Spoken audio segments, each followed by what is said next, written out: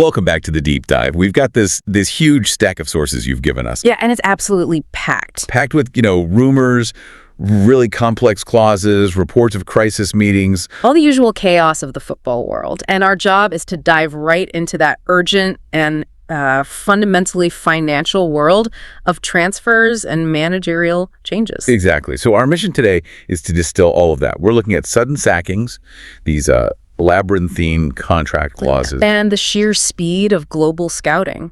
These sources, they don't just tell us what happened. They kind of lay bare the intense pressures behind the scenes. It's not just a transfer roundup, is it? It's a snapshot of financial engineering under serious duress. That's the key, that simultaneous pressure. I mean, a club's leadership team might be firing a manager at 9 in the morning. And then what? And by 11, the director of football is already on the phone, fielding offers, demanding certain clauses are met. The decisions are all linked, all happening at once. Okay, so let's unpack this by jumping straight into the biggest immediate drama, because it illustrates that pressure perfectly. Manchester United. Manchester United. Yeah. The sources confirm what we all sort of suspected was coming. Rúben Amorim was informed he was dismissed on Monday morning. Right. But the really revealing part, the detail that tells the whole story, is that the leadership had already made the decision. The source says they reluctantly decided to make the change before the 1-1 draw against Leeds on Sunday. before the game had even finished. Exactly. So the result wasn't the trigger. It was just the final curtain, really. Which tells you this wasn't some knee-jerk reaction. This was deep internal conflict coming to a head. And the source pins it on a tense meeting between Amorim and the director of football, Jason Wilcox. And what was the meeting about? Tactics and, crucially, transfers. This is where that power structure you mentioned comes into play. It's fascinating, isn't it? The traditional model, the coach had almost total control. But now you have Wilcox, the director of football, flexing his authority not just on budgets, But on tactics, on the actual philosophy of how the team plays. Precisely. And that disagreement, that's just a total breakdown in the whole sporting structure. But wait, I mean, if the manager is the one who wins or loses the games, why is the director of football Wilcox the one who gets to dictate the tactics? Isn't that just undermining the coach from the very start?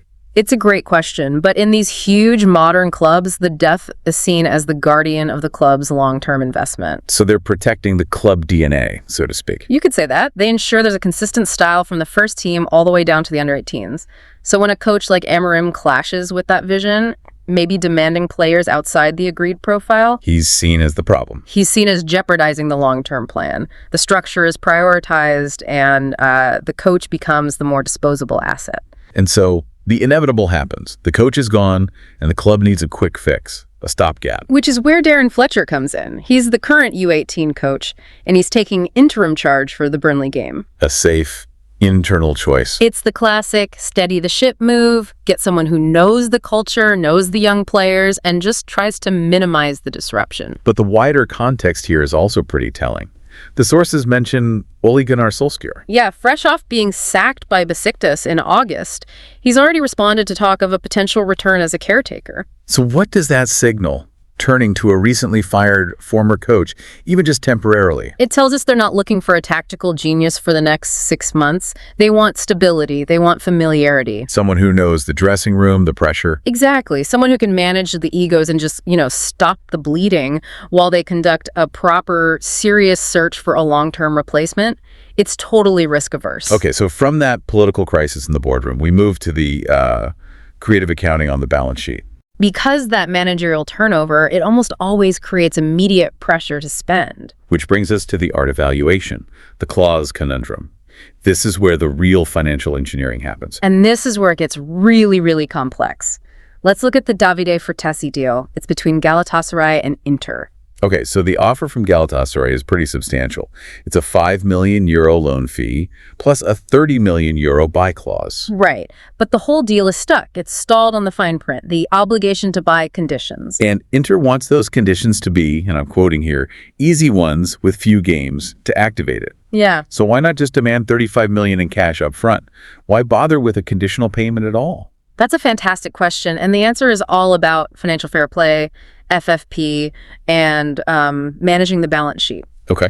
If Inter took $35 million in cash right now, That revenue hits their books for this current period. It immediately impacts their FFT calculation. What is it if they structure it as a loan with an obligation? Yeah. They get to defer that big 30 million euro payment to the next fiscal year, even though the sale is basically guaranteed. So they're using these little technical clauses like 𝗏𝗏𝗏 just needs to play a handful of games. To lock in future income. It looks conditional for accounting purposes, but for the club's planning, it's a guaranteed sale. They get to smooth out their financial reports. It's financial planning disguised as a temporary transfer. Precisely. And we see a different, but just as strategic, use of clauses with Manchester City. Oh yeah, the 𝗕𝗰𝗙𝗏𝗏𝗪 deal. He's a center back moving to 𝗓𝐶 Köln. This is a textbook example, isn't it, of how the huge elite clubs manage their assets. It really is. So City values this player at £10 million. 𝗓𝐶 Köln's offer for the buy option is only $5 million. That's a huge gap, half the valuation. So why would City even entertain that? Because that £5 million difference, that's their investment in future control. They're including a strategic buyback clause. Okay, so explain that. It's like they're a venture capital firm. That's a great way to put it. City lends Köln an asset, the player. Köln invests the development resources into him, gives him game time in the Bundesliga. And City gets a small fee now. A small £5 million fee now. But if 𝗪𝗪𝗃𝗃 explodes, if his value shoots up to, say, 30 million in 2 years? City has the contractual right to just buy him back. For a pre-agreed fee, maybe 15 million. So they could spend 15 million to get him back and then immediately flip him to another club for 30 million. That's the strategic goal. They monetize the player now, but they guarantee they can still profit exponentially from his full development without having to manage it themselves. It's just pure asset management. That makes so much more sense. Yeah. Okay, but as a counterpoint to all this contractual gymnastics, we have Udinese. Just a simple no. A simple no. Fulham offers a big 20 million euros for the midfielder 𝗪𝗁𝗏, and Udinese just turns it down flat. And this is a good reminder that sometimes timing and squad needs just.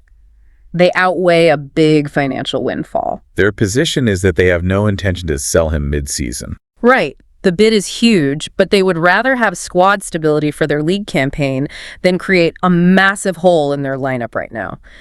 Value isn't just the money. It's about availability and strategy in that specific moment. All right, so let's shift focus from the boardroom and the balance sheets to the global hunt for talent. Yeah, the sources really highlight that scouting is now a truly global game. It's moving way beyond the traditional European hunting grounds. And the financial strength of some of these other leagues is really starting to show. A great example is Mamelodi Sundowns in South Africa. They're the Betway Premiership champions, and they're about to sign a Colombian striker, Bran Leon. And this is not a cheap deal. The package is reported at $3.5 million plus a sell-on clause. For a 25-year-old, yeah. And his numbers back it up. 8 goals and 13 appearances in his league.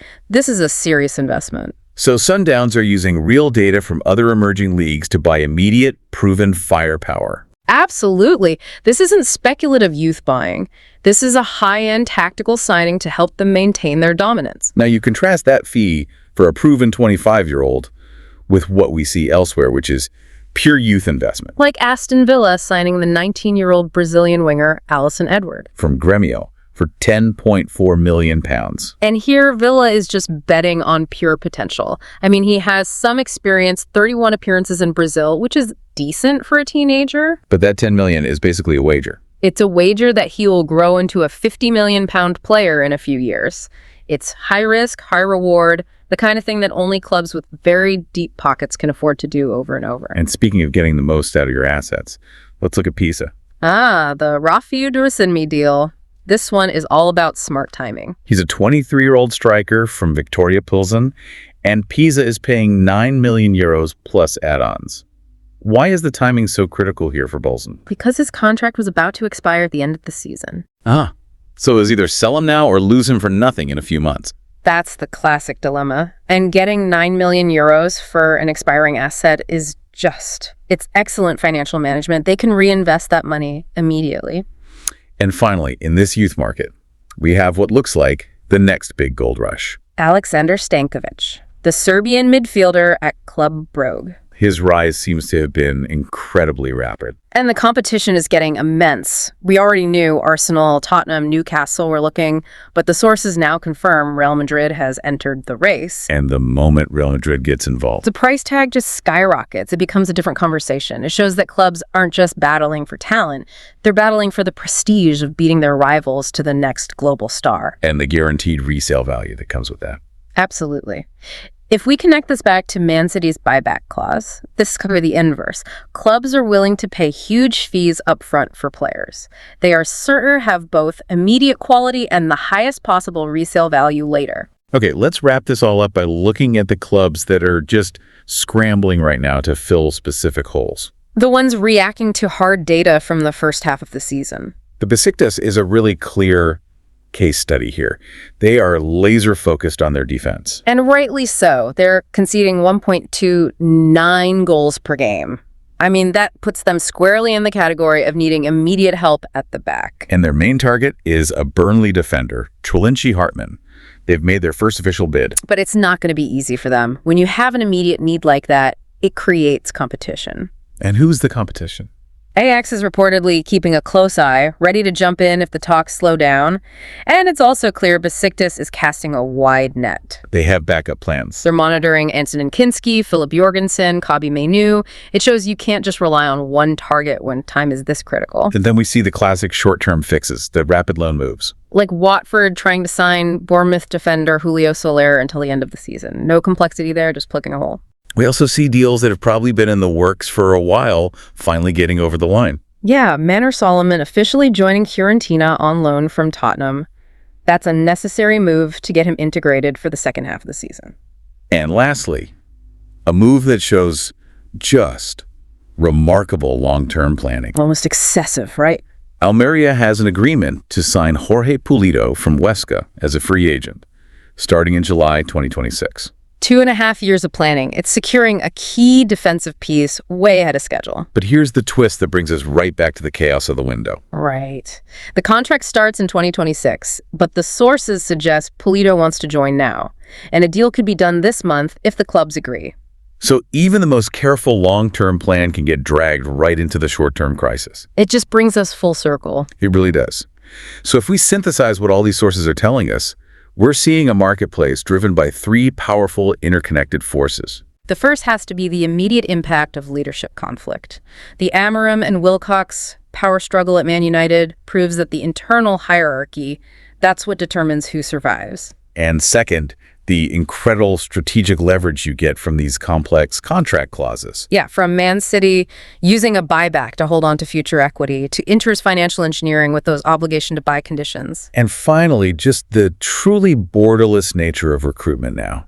A champion club in South Africa is spending millions on a Colombian striker. Talent acquisition really knows no boundaries anymore. It's a market driven by panic, long-term strategy, and financial maneuvering, all happening at the speed of light. Okay, let's unpack this one last time and leave you with a final thought to mull over. I'm ready. Given the immense complexity of these contracts we've discussed, the buybacks, the obligation to buy stipulations. All that financial and legal machinery. Exactly. And the fact that the director of football, the Jason Wilcox figure, is the one empowered to negotiate all that, to dictate the budget, to oversee the whole long-term sporting structure. While the coach is just trying to win the next game. So the question is, who truly holds more control over the future of a club right now? Is it the coach, who's responsible for immediate results and faces the immediate sack? Or is it the director of football who is locking in the club's financial structure and player control for years to come through those very clauses? The sources, I think, strongly suggest the clause is more durable than the coach. That power shift, it really defines the modern game. Something for you to explore on your own. Thank you for diving deep with us. We'll see you next time.